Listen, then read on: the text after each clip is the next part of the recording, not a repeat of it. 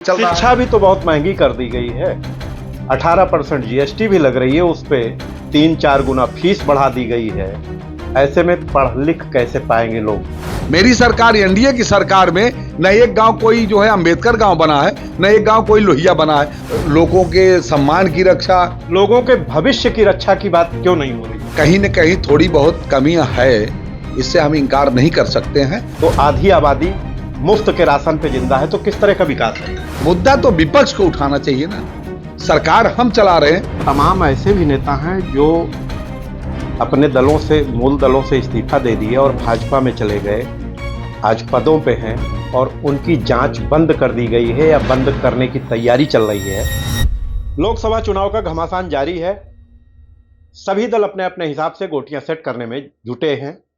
हमारे साथ बात करने के लिए मौजूद हैं अपना दल यस के प्रदेश अध्यक्ष राजकुमार पाल। राजकुमार जी, क्या स्थिति बन रही है उत्तर प्रदेश में? उत्तर प्रदेश की स्थिति 80 में 80 बन रही है। इसलिए बन रही है कि अगर कोई काम उत्तर प्रदेश में 10 वर्षों में किया है तो भारतीय जनता पार्टी एनडीए सरकार ने ही किया है। और पूरे उत्तर प्रदेश की जिस भी लोकसभा सीट पर आप आंख डालें, निगाह उठा के डालें, आज ये स्थिति है कि जो एक दो कांग्रेस की थी भी, आज जो स्वयं अपनी पार्टी का प्रत्याशी नहीं ढूंढ पा रहे हैं, पार्टी नहीं प्रत्याशी खड़ा कर पा रहे हैं, तो 80 में 80 होनी है, उसमें कोई कम नहीं होना। किन मुद्दों पर चुनाव लड़ा जा रहा है? देखिए, हमारे पास मुद्दे, पहला नंबर विकास का है, दूसरा नंबर राष्ट्रवाद है और तीसरा नंबर है लोगों के मान और सम्मान सुरक्षा का। और जो आप देख रहे हैं 10 वर्षों से लगातार सारे माफिया कहां से कहां पहुंच गए।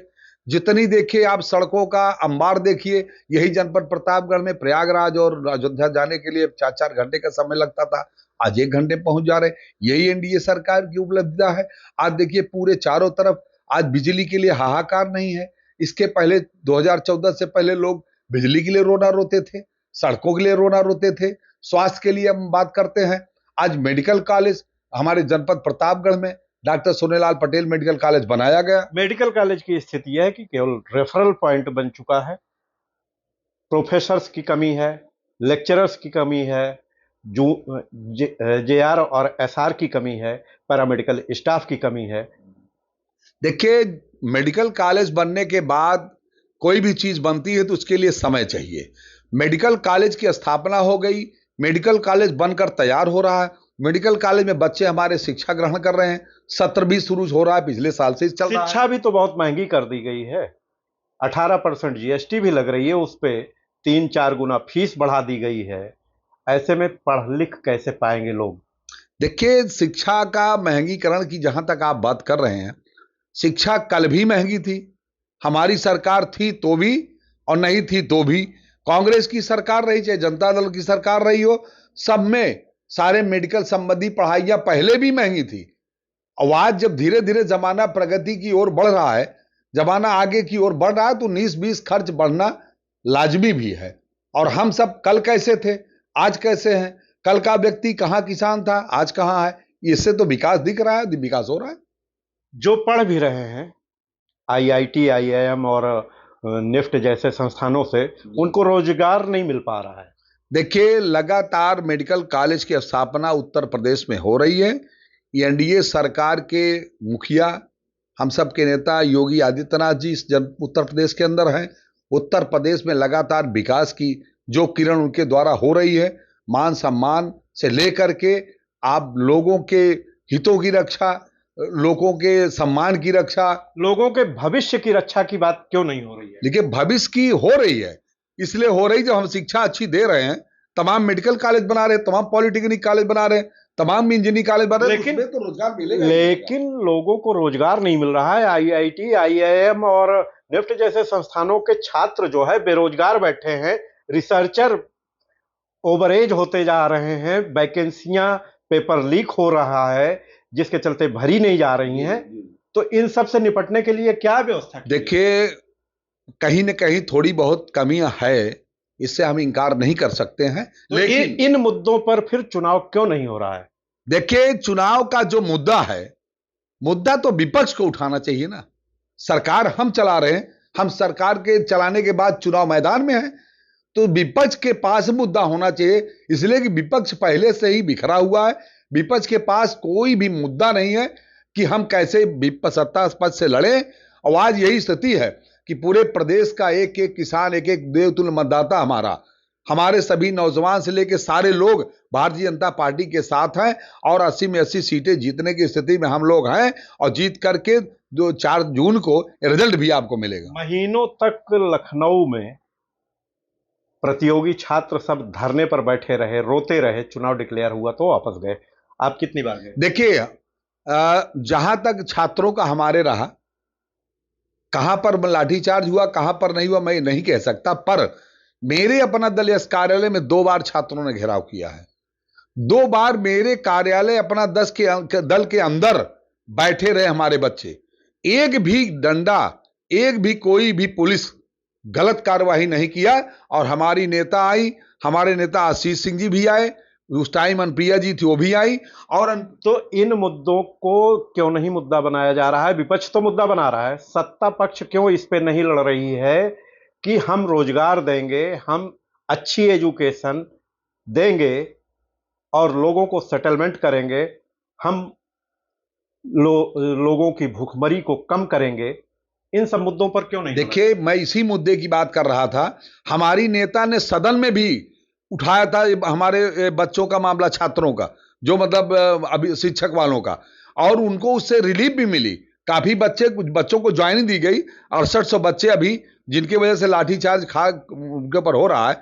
लेकिन हमारे नेता ने, हमारी मंत्रियों ने, हमारी पार्टी अपना दल एस के आशीष जी, अनुप्रिया जी ने पूरी तरह सदन में उठाई है और मुख्यमंत्री के सामने नहीं, प्रधानमंत्री जी से वार्ता 2-2 बार किया है। और निश्चित इस लोकसभा के बाद उन बच्चों के साथ न्याय होगा, अन्याय नहीं होगा। और मेरे उन बच्चों को भी आप पता कर लीजिएगा, उन बच्चों को भी हमारी नेता अनुप्रिया पर भरोसा है और ये कहते भी है बच्चे, अगर हमें न्याय मिलेगा तो बहन अनुप्रिया पटेल से ही मिलेगा। और हमारी नेता वाकई में उनके लिए संघर्ष कर रही है और सदन में जाकर लड़ भी रही है उनके लिए। प्रधानमंत्री जी गर्व से कहते हैं कि मैं 80 करोड़ लोगों को मुफ्त राशन दे रहा हूं।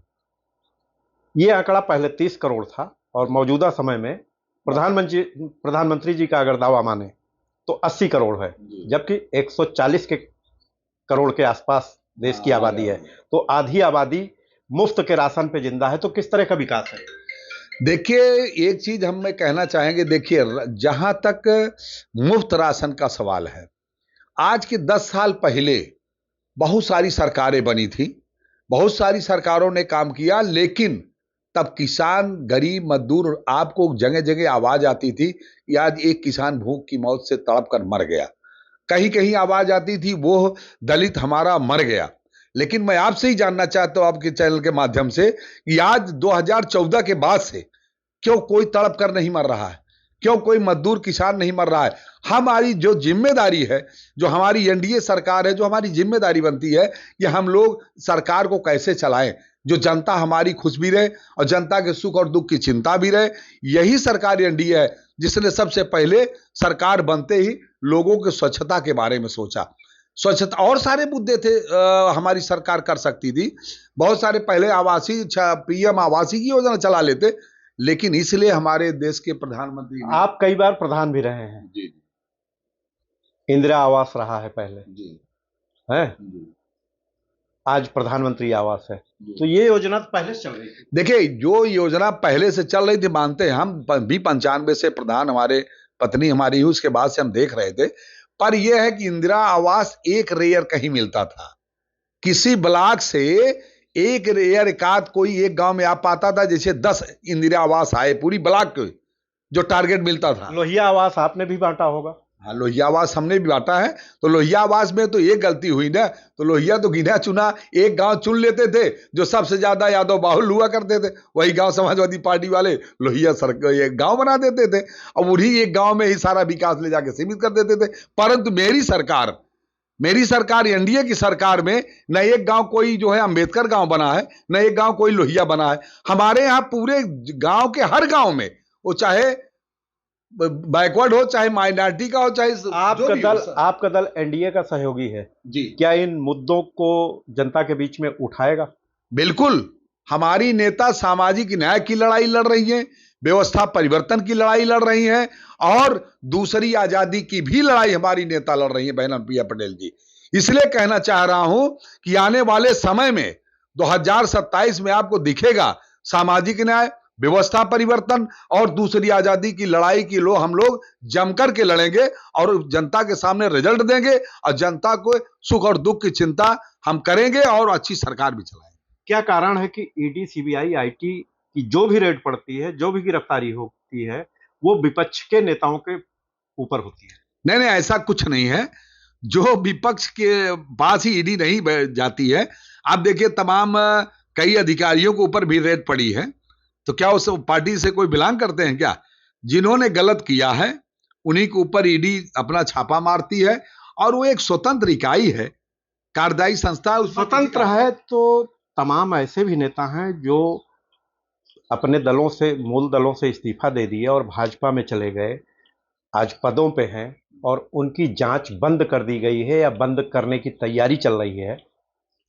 देखिए, जो भी नेता माना कि दूसरे दल से मेरे दल में आ गया, भारतीय जनता पार्टी में आ गया, तो निश्चित है कहीं न कहीं उसे इस बात का संकेत है या अपने बातों का प्रायश्चित है कि वो बातों को भूल करके उन गलतियों को सुधारने के लिए भारतीय जनता पार्टी में आए हैं और वो निश्चित है कि जनता की सेवा करेंगे और देश की सेवा करेंगे। इस नजरिए से हमारी पार्टी में शामिल हुए हैं और वो जो पुराने उनके काले कारनामे रहे हो, उन्होंने गलत किया रहा होगा, परंतु यहां आकर के उन्होंने सही देश के लिए काम करना है, जनता के लिए काम करना है। आप गलत नहीं कर सकते यहां रह के। एनडीए में आपके दल को कितनी तवज्जो मिली है? देखिए, एनडीए में अपना दल यस को फिलहाल जो और दल आए सबने भारतीय जनता पार्टी के भी पीछे से हट के बगावत की, कभी सामने से लड़ करके बगावत की, लेकिन जब से 2014 से बहन अनुप्रिया पटेल का अपना दल यस सोनेलाल भारतीय जनता पार्टी के साथ एक मजबूत स्तंभ की तरह खड़ा है। आज हमारी पार्टी भारतीय जनता पार्टी के साथ मिल करके सामाजिक न्याय, व्यवस्था परिवर्तन की लड़ाई करते करते आज हम तीसरे दर्जे की पार्टी का दर्जा प्राप्त कर लिया है। कितनी सीटें मिली आपको? सीटों की बात मैंने पहले भी कही, अब भी कह रहे हैं।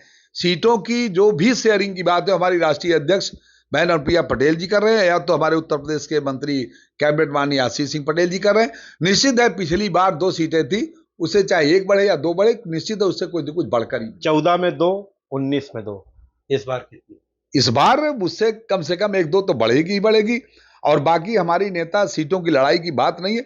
सामाजिक न्याय और व्यवस्था परिवर्तन कैसे हो इस प्रदेश के लिए, इस प्रदेश की जनता के लिए, दलितों वंचितों कमेरा समाज के लिए कैसे हो, हम उनके सुख दुख की चिंता कैसे करें, उनके साथ न्याय क्या दिलाए, ये मेरी नेता का ही नारा है और नेता हमारी इसी पर लड़ाई लड़ रहे हैं।